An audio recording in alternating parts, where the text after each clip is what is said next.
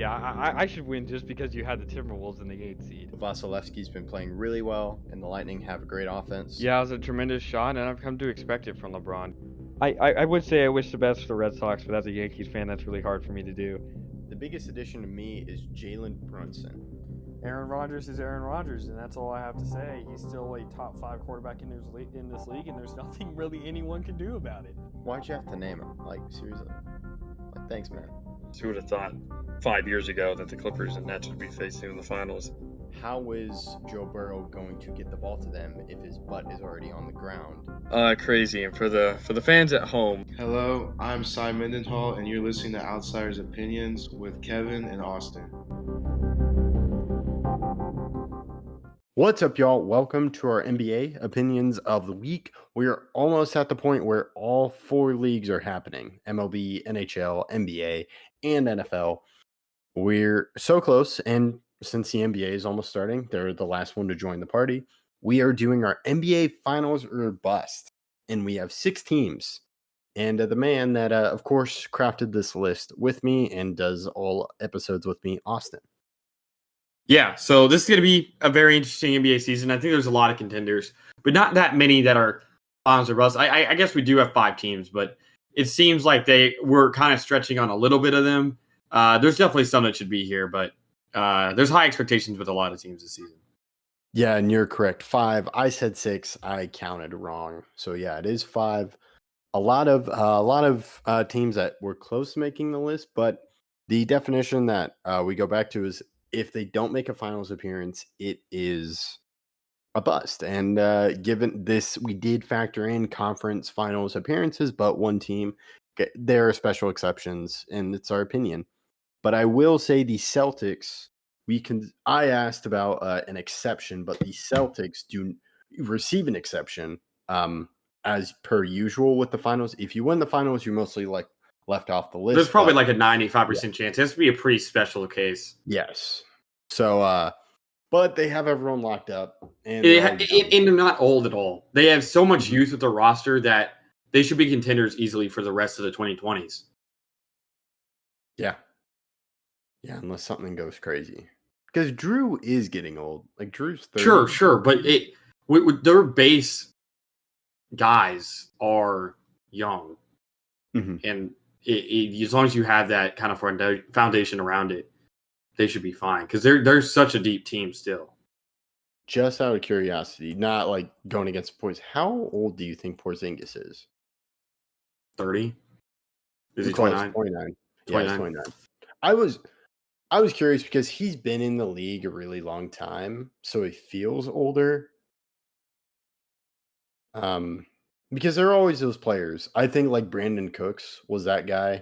I'm like, man, he's got to be like 30, and people tell me he's like 28 a few years ago. Now he's older, but that was something. So, but yeah, they're like Tatum, Brown, Derek White as well. So they are not on the list. So I'll let you choose the first team you would like to talk about as a finals or bust team. Well, so let's start with the exception. We kind of hinted at it. We'll start there. It's the Sixers. The Sixers have not made a conference final in a very long time, 20 plus years. But they're on this list because of the Paul George trade, and you have that MVP candidate in Joel Embiid. I don't think they're satisfied with just a conference final appearance. They have a lot of great players, a lot of high scorers. They have Maxey, they have Kelly Oubre, obviously Paul George and Joel Embiid. They have not necessarily the deepest team in the world, but they have a very good roster. And I think the anticipation from everyone that is a Sixers fan is a title run. Yeah, and talking about Paul George, because if a team makes a move, that can put him in this list. Paul George is 34. He's going to be their starting forward. He, to me, is an upgrade over Tobias Harris, but that is in a limited amount of time. And with Joel Embiid and lack of playoff success, and you did mention, even though I disagree with him winning MVP, but he is still an MVP candidate. He is a top player. So that is something that puts them in this list, because whenever you have a top 5 player, you should always be competing for a title, but it depends on your circumstances. So it's really the Paul George trade. And I know Embiid signed an extension, but you also have to factor in health for Joel Embiid. Yeah, that's true. And I think that's why he said that he's never going to play a back-to-back game ever. Yes. Yeah, you have that too. It's really how well can he keep this output offensively.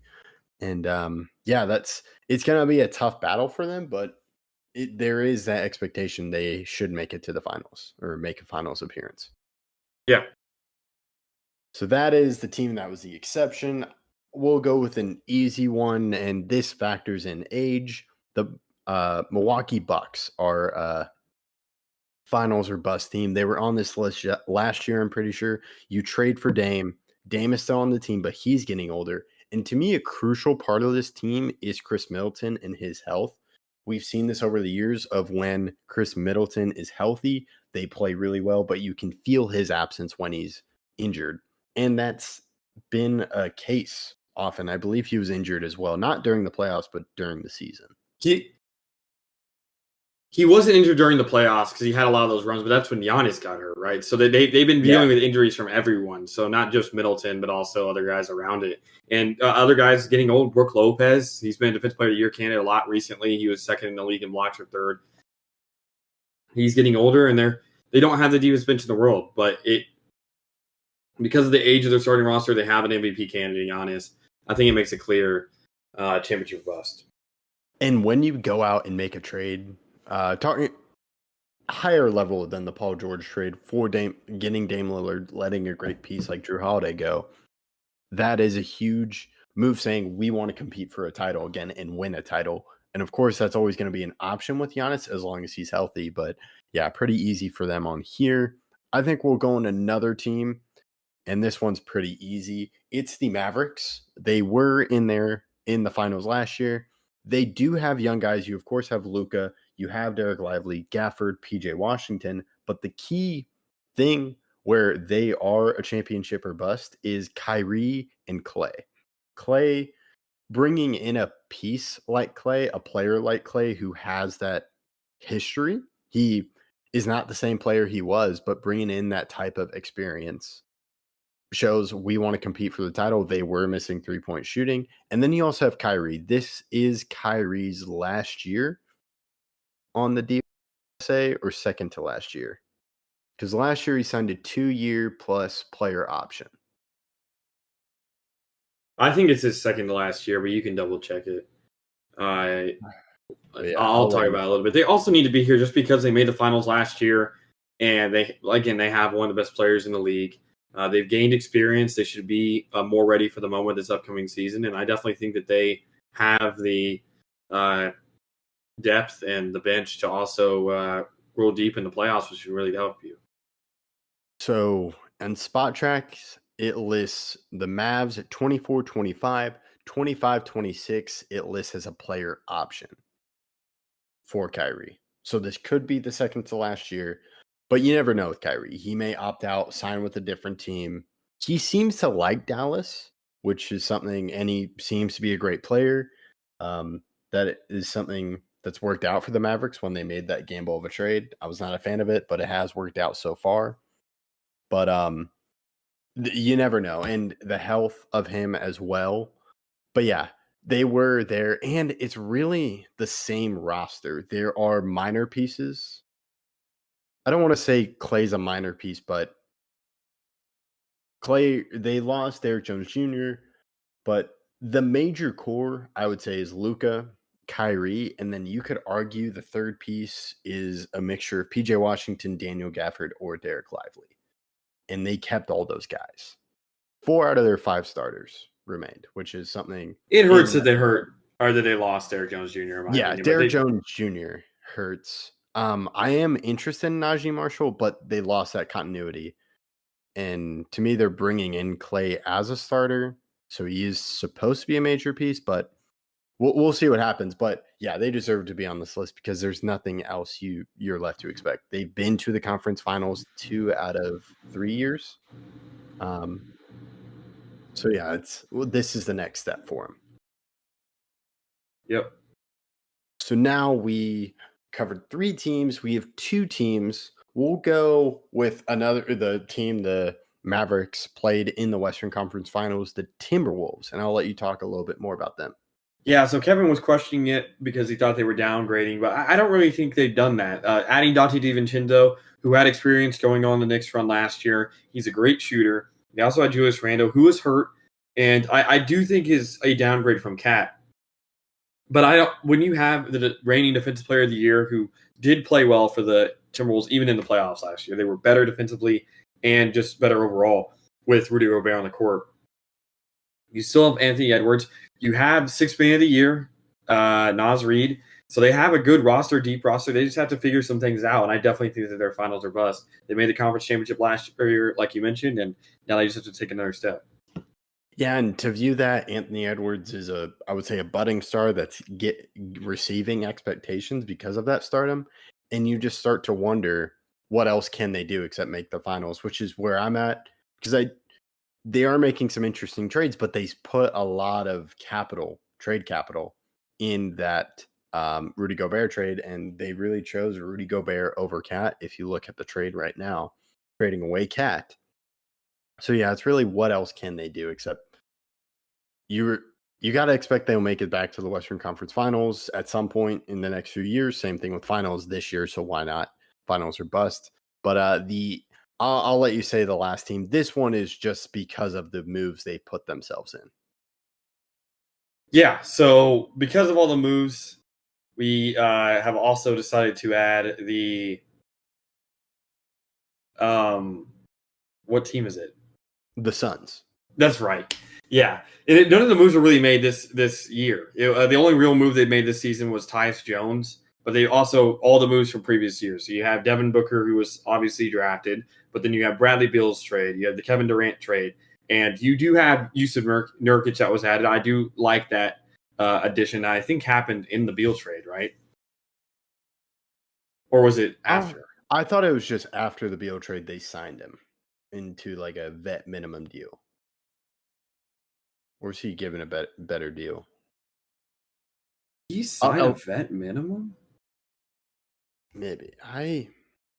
Because was he traded in the No, he's getting paid $18 million this year. Okay, I guess I would have been shocked if he was giving a vet minimum. He must be in that Bucks trade to Portland. Or no, never mind. They did their own trade with DeAndre Ayton. Yeah, that's right. It was DeAndre Ayton. Let me find the actual transaction. So it was the Dame trade. It was the Dame trade. Okay, wow. But the Dame trade, I believe, sent. Oh, it sent Grayson Allen to the Suns from the Bucks. Yeah. It also traded Drew Holiday. Yeah, they did that after the fact because they didn't officially put in the paperwork. And then the Celtics were like, we'll get in on this trade and get Drew Holiday. It doesn't even say the Celtics are a part of it. It says it's a 3-team trade, and the 3 teams are Portland, Bucks, and Phoenix. Oh, okay. And then somehow, I think Drew Holiday was traded to Portland and then traded to Boston. To Boston. Yeah. Very I don't interesting. know how man, the NBA is so confusing in trades and money and all that stuff. Because the point that really puts them, it's the same roster, but the new CBA really takes toll on players that you want to build a super team, which the Suns are aiming to do. I really like the term you came up for it, Austin. You talk about like a poison pill almost? Yeah, a poison pill. Yeah.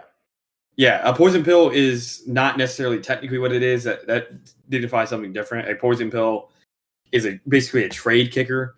But I do think this is kind of like a poison pill because when you're trading for these guys that cost so much money, you're affecting your team's books longer than this season because you are paying so much in taxes. It hampers your ability to actually sign players long term. Yeah, and you can really only afford vet minimum guys or quick deals. You can't really trade guys. It's very confusing. But when you trade for Kevin Durant, you pair him with Devin Booker. You trade away a young star or a young player, former number 1 overall pick, DeAndre Ayton, with low capital at that point and bring in Nurkic. So, yeah, it's really the moves that put them, even though they haven't really done anything in the playoffs to warrant this. But you put these expectations by making such a big trade. You traded away Mikal Bridges. And also, like, you have guys like Booker that's made it to a finals and lost. You have a Decady who's a 2-time champion. You've added guys that are experienced or have guys that are experienced. So I still think it warrants them being on the list. And then also like you added, they were spending so much money that it kind of makes it to where their only goal is that. Yeah, and that is our list. So we have 5 teams. Let us know. We vetoed the Knicks because the Knicks are young. Comparing Cat to Paul George was a question I brought up to Austin. I'll let him explain that more now. Yeah, so just Cat is a lot younger. If Cat finishes his career as a Knick, he could play for a lot longer with that team than Paul George. Like you mentioned, Paul George is 34, 5 to 6 years from now. Even if he plays the next 5 or 6 years with the 76ers, that's usually going to be it. With Cat is, I think, he's 28. He's 28. So another 10 years, 11 years with the Knicks. So this will be his age 29 season, but today he is 28. So another 10, 11 years with the Knicks, it makes it to where their championship window is increased, and they do have a lot of young players on their team. So I do think that he allows them like Paul George is more immediate than Cat. Yeah, and more long-term stable, as you were talking about. But that's really our list. Let us know if you have any teams that you would like to be listed. This is the final list, so there won't be any added exemptions, but we'd be happy to talk with you and see your thoughts on this. So thank you for listening, and be on the lookout for our season predictions, as that will be coming up soon. Thank you for listening to Outsiders Opinions.